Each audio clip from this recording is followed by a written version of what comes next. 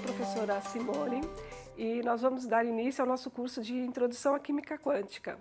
Nessa primeira aula, ela é uma aula onde nós vamos estudar os modelos atômicos, né? Os diferentes modelos atômicos que a gente já estudou na Química Geral 1 e aqui a gente vai retomar para dar o início, então, ao estudo da Química Quântica. Para entender esses modelos, nós escolhemos a abordagem histórica, né? Então, o objetivo dessa aula seria entender a evolução da teoria atômica desde os gregos até o modelo atual. Né? Mas como é que a gente faz? É um período muito longo, né? Então, para isso, a gente vai usar o recurso da linha do tempo, né? A linha do tempo ela vai nos permitir entender cada visão sobre a constituição da matéria em determinado período do tempo. Bem, aqui nós temos, então, a linha do tempo dos modelos. Esse é um exemplo, eu até coloquei o site, né, dessa linha, mas são vários exemplos que já estão disponíveis para vocês de linha do tempo. Então, a linha do tempo, nesse caso, ela está montada somente com as ideias, com as teorias atômicas, mas a gente sabe que em cada teoria não é uma única pessoa que está envolvida no desenvolvimento dessa teoria. Então, para a elaboração de modelo, existem influências de outras teorias, né? Como a linha do tempo acaba resumindo as ideias principais, mas em cada ideia a gente tem que levar em consideração todo o referencial teórico que está por trás daquela ideia.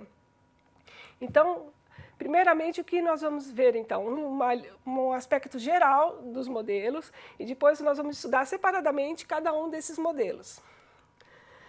Bem, a primeira divisão da teoria da linha do tempo, a primeira divisão principal é a divisão do período clássico, né, e do período microscópico, né? Então, na visão clássica, depois eu volto rapidinho. Na visão clássica, a gente observa o universo através dos nossos sentidos, né? Então, tudo que eu vejo é no macro, né? Então, eu observo a natureza e, a partir da minha observação direta, eu elaboro o modelo. Já na visão microscópica, né, que é do mundo microscópico, são modelos que a gente constrói pela observação indireta. Nós não temos como observar o átomo ou suas partículas diretamente, mas a gente pode inferir a partir de mecanismos indiretos, né? Por que essa divisão, né? Sempre o ser humano tentou, em toda a história, entender do que é constituída a matéria, né? Então, para a gente entender o comportamento da matéria, a gente cria os modelos, né? Esses modelos vão facilitar o entendimento desse universo na nossa mente. Então, voltando à nossa linha do tempo, a gente pode dividir, então, o período clássico, né, e o período do Rutherford para frente, né, das partículas, né, do mundo microscópico. Porque até a ideia do Thomson usar a matéria tinha a ideia da matéria contínua, né? A matéria particulada, formada por partículas, e a ideia do espaço vazio entre as partículas só veio com o modelo de Rutherford. Então, essa é a primeira divisão importante da nossa linha do tempo. Outra coisa que é comum também, a gente até observar nos livros didáticos do ensino médio ou também da graduação, é a questão dos gregos, esse salto, né? Porque será que só os gregos pensavam sobre os átomos e depois essa ideia só apareceu no século XIX, né? E a gente tem uma lacuna aqui grande, que é a Idade Média, né? Então, nessa Idade Média, não se pensava em átomos, não se pensava em constituição da matéria. A gente, estudando a história da ciência, a gente percebe que, sim, continuavam os estudos, e eram os alquimistas, né? Então, os alquimistas também tinham um modelo de constituição da matéria, e isso foi super importante para o desenvolvimento das ideias atomísticas, porque os alquimistas eles desenvolveram muitas técnicas experimentais, principalmente a destilação, a separação, a purificação das substâncias, o que deu suporte para vários modelos atômicos, até o modelo atômico atual. Então, em relação aos gregos, né, no século 625 a.C. até o século V, existiram duas ideias sobre a constituição da matéria. A teoria dos quatro elementos, que eram do Aristóteles, e a teoria atômica do Demócrito e do Leucipo. Essas teorias elas conviveram por uma época, as duas teorias. só que a que foi mais aceita foi a de Aristóteles. E a de Aristóteles, essa ideia de elementos, ela só foi contestada no século XVII. Né? Então, a partir do século XIX, essa ideia ela deixa de ser acreditada. No século XIX, outra coisa que é comum a gente observar nos textos que a gente estuda, né? Se fala em cientistas, né? No século XIX, a ideia dos cientistas, né? A palavra cientista ela só foi surgir no final do século XIX. Então, por exemplo, John Dalton era um filósofo natural, né? Então não era um cientista. Então, a partir de Thomson, de Rutherford, a ideia de químico, né, é que surge. Então, a tabela, ela nos proporciona essa contextualização, né, de saber aonde surge a ideia da ciência. A ciência, como a gente conhece, começa no século XIX, né? Ela se inicia no século XVII, com as ideias de Boyle, depois do século XVIII com Lavoisier, mas a ciência moderna, então, como a gente conhece, dividida por química, especialidades, do século XIX. Então, todos esses aspectos podem ser explorados na linha do tempo. Agora, a gente vai falar um pouquinho de cada modelo. Bem, como eu disse anteriormente, né, tinham duas visões do modelo atômico. A visão do Leucipo e Demócrito era que a matéria era constituída por pequenas partículas. Então, eu tinha uma rocha, se eu dividisse aquela rocha em pequenos pedaços, e aquele pequeno pedaço que eu pegasse, dividisse em pedaços menores, até eu não conseguir mais fazer essa divisão, esse era o átomo, né? Então, a palavra átomo é indivisível, né? Do grego indivisível. Quer dizer, é um pedaço da matéria que eu não consigo mais dividir. Essa ideia ela foi pouco aceita, né? Como eu falei anteriormente, a ideia que predominou até o início do século XVIII foi a de Aristóteles, a ideia dos 4 elementos. Né? Então, toda a matéria seria constituída por ar, né? Água, fogo e terra. Aristóteles ainda incluiu as qualidades. Por exemplo, como é que eu vou explicar que uma substância emite calor, ou ela é úmida, ou ela é líquida? Então, ele explicava essas características da substância pelas suas qualidades. Então, se eu tinha o elemento ar e misturasse com fogo, ia ter a qualidade do quente. Se eu tivesse o elemento fogo e misturasse com o elemento da terra, surgiria a qualidade seco. Água com a terra, frio, e água com ar, a qualidade úmido. E assim eram explicadas todas as substâncias que eram observadas. Bem, antes de continuar, né, um conceito importante é de modelo atômico. A gente viu que modelo pode ser do macroscópico, modelo microscópico, mas o que seria um modelo atômico? Né? A gente vê que cada cientista desenvolveu um esquema. Esse esquema visa facilitar a compreensão e a lógica de uma abstração, né, de uma representação em nível microscópico. Então, quando a gente fala em modelo atômico, é que a gente está pensando no nível microscópico, no nível das partículas subatômicas. Bem, o primeiro filósofo natural que contestou a ideia, então, de Aristóteles foi só no século XVII, foi Robert Boyle. Ele rejeitou essa ideia de 4 elementos e, para ele, o que seria constituído a matéria? Ele diz que uma substância não pode ser separada em 2 ou mais substâncias mais simples. Então, a menor partícula seria essa substância. Por exemplo, se você destilasse essa substância, você não conseguiria extrair mais nada dela. Ela continuaria a mesma. Então, é a substância mais simples, então seria a origem daquele elemento químico. Seria a ideia de elemento químico. Essa ideia também foi aceita por Lavoisier. Então, todo o trabalho de Lavoisier foi em cima já da ideia de Boyle, de elemento como sendo aquela substância em que a gente não consegue separar mais nenhum dos seus componentes. Bem, então, nós temos, então, no século XIX, no começo do século XIX, seria a nossa primeira teoria atômica, a teoria proposta por John Dalton. Então, como seria o nosso primeiro modelo atômico. Então, ele queria explicar a constituição da matéria em nível microscópico, como a gente já explicou anteriormente.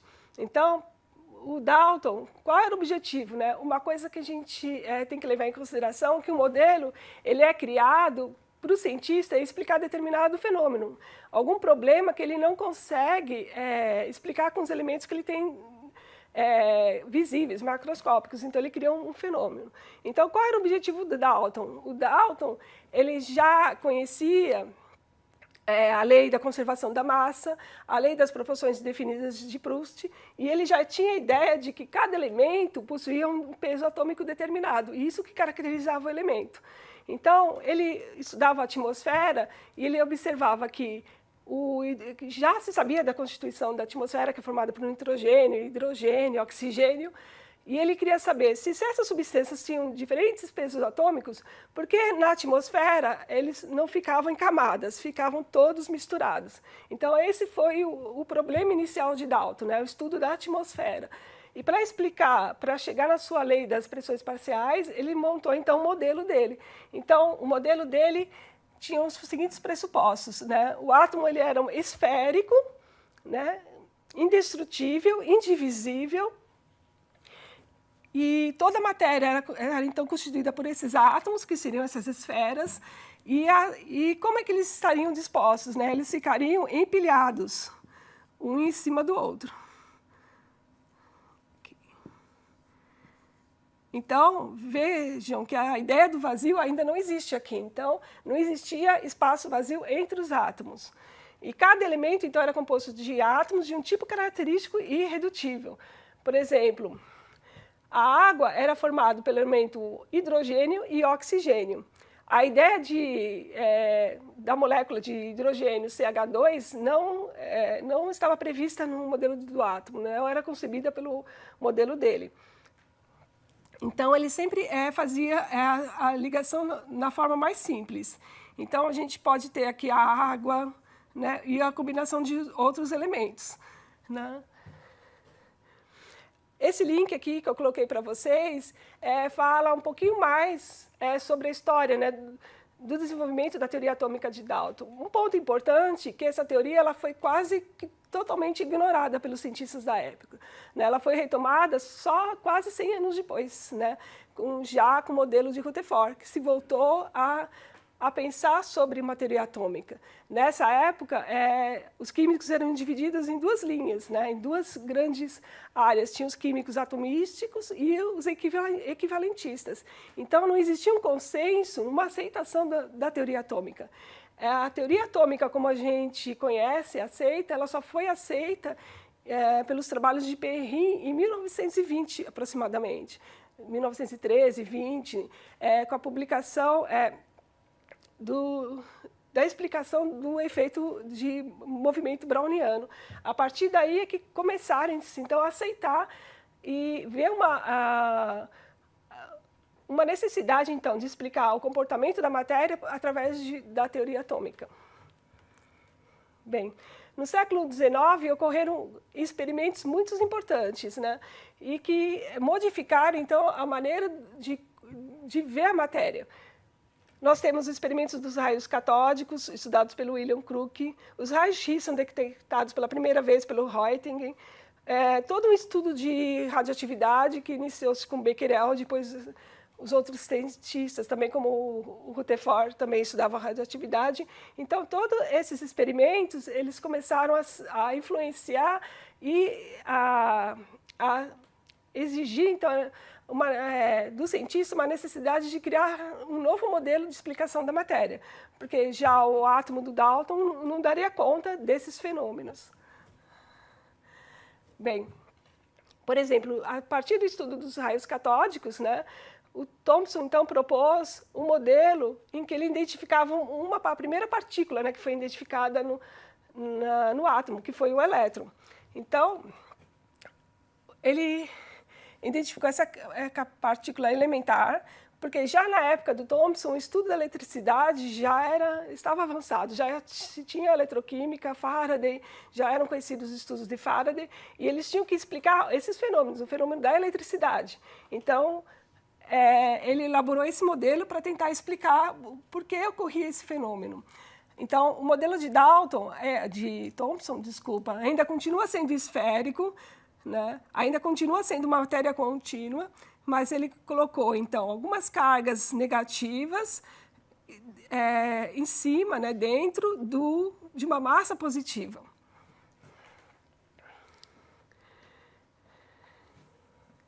Outro modelo, então, foi o de Rutherford, né? O Rutherford já o foco do estudo dele era na radiação, né?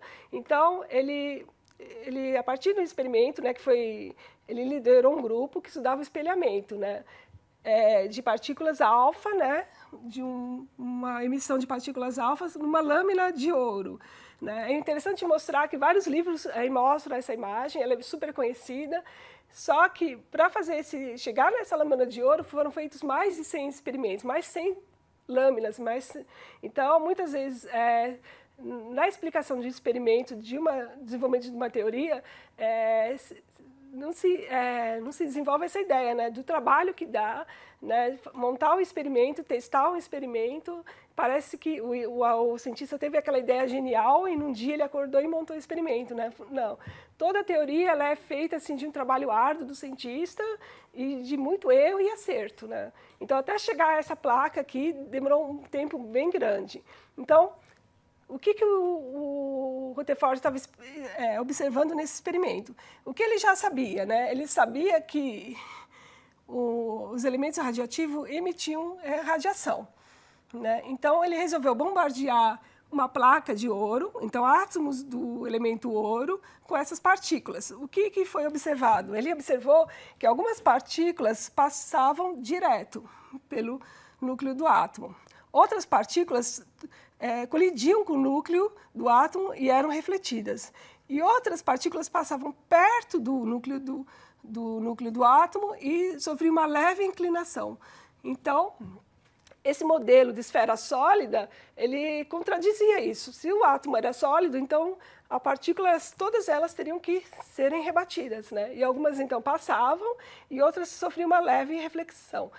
Para explicar esse comportamento, então, Rutherford elabora o modelo dele atômico, que é até conhecido como modelo atômico planetário, onde o núcleo do átomo ele tem uma massa positiva e ele introduz, então, a ideia da eletrosfera, que seria a região, né, onde os elétrons circulam. Né? Para você ver a dimensão que é, né, essa distância do núcleo para o elétron, é como se fosse uma bola de tênis aqui no tamanho do núcleo, e o elétron estaria a 6 a 7 quilômetros de distância dessa eletrosfera. Então, aqui surge então, a ideia do vazio. Né? Não existe nada entre o núcleo e os elétrons. Né? Essa ideia foi essencial, então, para se explicar para a elaboração dos novos modelos atômicos. Né? Só que o trabalho o modelo, né, do Rutherford ele tinha um pequeno problema. Né? O elétron que ficava circulando, com o tempo, ele perdia energia e colidia com o núcleo positivo. Então, não existia, o elemento deixava de existir. Isso não acontece, porque a matéria está aí, a gente consegue ver a matéria, né? Então, ela não se desintegra.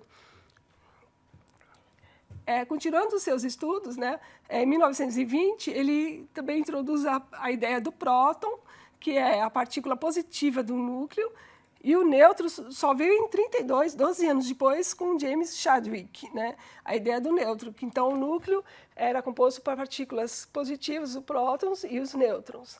Então, são as 3 partículas fundamentais que se tinham conhecimento. Bem, para resolver, então, esse problema da colisão do elétron com o núcleo, Bohr, então, sugere um outro modelo. Então, no modelo do Bohr, o elétron ele gira numa órbita circular ao redor do núcleo e ele possui níveis de energia. E nesses níveis de energia, o elétron ele não irradia ou observa energia. Além disso, quanto mais próximo do núcleo, menor é a energia do elétron. Então, são as camadas que a gente já conhece, né? As camadas que vai do K, P, O, N, M, L, e os níveis de energia. E aí, como é que faz, então, um elétron? Se o átomo recebe uma quantidade de energia, que era chamada de quanta, depois a gente volta um pouquinho aqui na ideia de quanta, eles podem passar de um nível para um nível mais externo. Então, quando ele vai, por exemplo, do nível 2 ao nível 4, ele recebe energia, ele faz esse salto. Quando ele volta, ele libera essa energia recebida. Então, uma ideia importante aqui no modelo que fundamentou o modelo de Bohr, que é o atualmente aceito, foi a ideia do quanta, do Max Planck, né? Então, aqui se começa, então, a estudo da química quântica, né? Quando você vai, que a gente observa que a energia, ela vem em pacotes, né? Essa ideia foi revolucionária, consolidou o modelo de Bohr e deu toda a origem à área de química quântica. Uma modificação que surgiu no modelo de Bohr foi em 1916 por Sommerfeld. Ele incluiu que, sim, o elétron possui órbitas circulares, mas também possui órbitas elípticas. E nos níveis de energia existiam subníveis de energia. Então, cada nível podia ter mais de um elétron. Então, e esse elétron podia possuir trajetórias circulares, trajetórias diferentes. Ele denominou esses 4 níveis de energia, o S, P, D, F. Bem, o que nós temos atualmente? Então, atualmente, outras partículas foram descobertas, tanto usando os raios cósmicos e os aceleradores de partículas. Então, a química quântica, então, o estudo da química quântica, então, hoje, atualmente, ela se concentra nisso, nas partículas subatômicas do átomo, né? Então, como elas se comportam, e, então, toda a explicação da estrutura da matéria é baseada, então, nessas partículas, né? No material de apoio de vocês, eu deixei alguns aprofundamentos sobre cada modelo, né? Então, vocês têm um filme do experimento do Rutherford, que é legal vocês verem, e qualquer dúvida, é material, acho que consegue dar essa profundidade que vocês precisam. Então, essa foi a primeira aula, e nas próximas aulas, então, o foco vai ser na química quântica. Tá? Obrigada.